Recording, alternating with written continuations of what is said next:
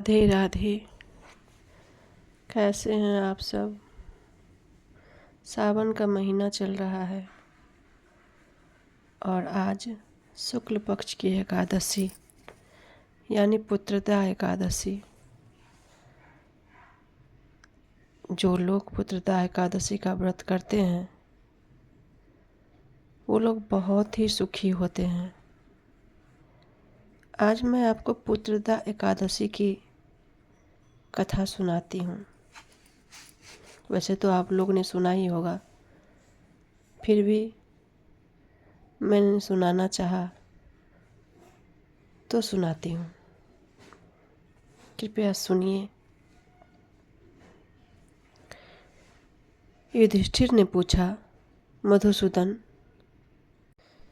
श्रावण के शुक्ल पक्ष में किस नाम की एकादशी होती है?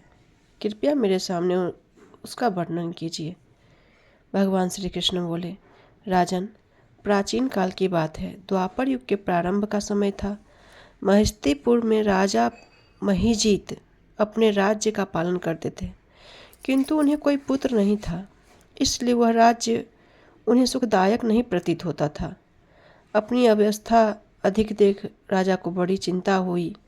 उनने प्रजा वर्ग में बैठकर इस प्रकार कहा,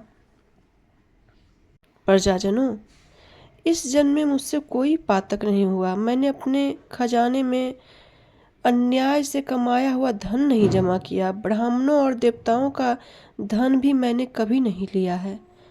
प्रजा का पुत्रवत पालन किया, धर्म से पृथ्वी पर अधिकार जमाया तथा दुष्टों को वे बंधु और पुत्रों के समान ही क्यों न हो दंड दिया है। शिष्ट पुरुषों का सदा सम्मान किया, किसी को द्वेष का पात्र नहीं समझा। फिर क्या कारण है जो मेरे घर में आज तक पुत्र उत्पन्न नहीं हुआ? आप लोग इसका विचार करें। राजा के ये वचन सुनकर प्रजा और पुरोहितों के साथ ब्राह्मणों ने उनके हित का विचार करके गहन वन में प्रवेश किया। राजा का कल्याण चाहने वाले वे सभी लोग इधर उधर घूमकर ऋषि सेवित आश्रमों की तलाश करने लगे। इतने में ही उन्हें मुनि श्रेष्ठ लोमस का दर्शन हुआ। लोमस जी धर्म के तत्वज्ञ, संपूर्ण शास्त्रों के विशिष्ट विद्वान, दीर्घायु और महात्मा हैं। उनका शरीर लोम से भरा हुआ है। वे ब्रह्मा जी के समान तेजस्वी हैं। एक एक कल्प बीतने पर उनके शरीर का एक एक लोम विशीर्ण होता टूट कर गिरता है, इसलिए उनका नाम लोमस हुआ है। वे महामुनि तीनों कालों की बात जानते हैं। उन्हें देखकर सब लोगों को बड़ा हर्ष हुआ। उन्हें निकट आया देख लोमस जी ने पूछा, तुम सब लोग किस लिए यहाँ आए हो? अपने आगमन का कारण बताओ। तुम लोग के लिए जो हितकर कार्य होगा उसे मैं अवश्य करूँगा। प्रजाओं ने कहा, ब्राह्मण, इस समय महीजित नाम वाले जो राजा हैं उन्हें कोई पुत्र नहीं है। हम लोग उन्हीं की प्रजा हैं, जिनका उन्होंने पुत्र की भांति पालन पोषण किया है। उन्हें पुत्रहीन देख उनके दुख से दुखित हो हम तपस्या करने का दृढ़ निश्चय करके यहाँ आए हैं। द्विजोत्तम, राजा के भाग्य से इस समय हमें आपका दर्शन मिल गया है। महापुरुषों के दर्शन से मनुष्यों के सब कार्य सिद्ध हो जाते हैं। मुने, आप हमें उस उपाय का उपदेश कीजिए जिससे राजा को पुत्र की प्राप्ति हो। उनकी बात सुनकर महर्षि लोमस 2 घड़ी तक ध्यान मग्न हो गए। तत्पश्चात राजा के प्राचीन जन्म का वृत्तांत जानकर उन्होंने कहा, प्रजावृंद सुनो। राजा महीजीत पूर्व जन्म में मनुष्यों को चूसने वाला धनहीन वैश्य था। वह वैश्य गांव गांव घूमकर व्यापार किया करता था। एक दिन जेठ के शुक्ल पक्ष में 10वीं तिथि को जब दोपहर का सूर्य तप रहा था, वह गांव की सीमा में एक जलाशय पर पहुंचा।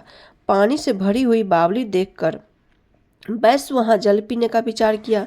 इतने में ही वहां बछड़े के साथ एक गौ आ पहुंची। वह प्यास से व्याकुल और ताप से पीड़ित थी, अतः बावली में जाकर जल पीने लगी। वैश्य ने पानी पीती हुई गाय को हटाकर दूर कर दिया और स्वयं पानी पिया। उसी पाप कर्म के कारण राजा इस समय पुत्रहीन हुए। किसी जन्म के पुण्य से इन्हें अकंटक राज्य की प्राप्ति हुई है। उन्होंने कहा, मुने, पुराण में सुना जाता है कि प्रायश्चित रूप पुण्य से पाप नष्ट होता है, अतः पुण्य का उपदेश दीजिए जिससे उस पाप का नाश हो जाए।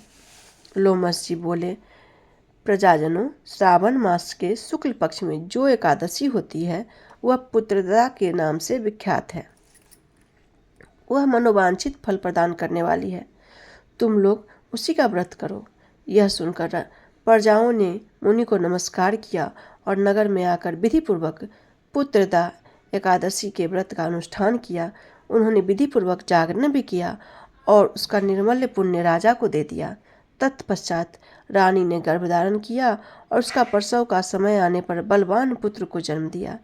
इसका महात्म्य सुनकर मनुष्य अपने पाप से मुक्त हो जाता है तथा इहलोक में सुख भोग कर परलोक में स्वर्गीय गति को प्राप्त होता है। थी श्रावण मास की पुत्रदा एकादशी की व्रत कथा, जिसे सुनकर मनुष्य सचमुच सब पापों से छुटकारा पा जाता है और स्वर्ग लोक को प्राप्त होता है। स्वर्ग लोक में भी उन्हें बहुत ही अच्छी गति प्राप्त होती है। इसीलिए प्रेम से बोलिए राधे राधे।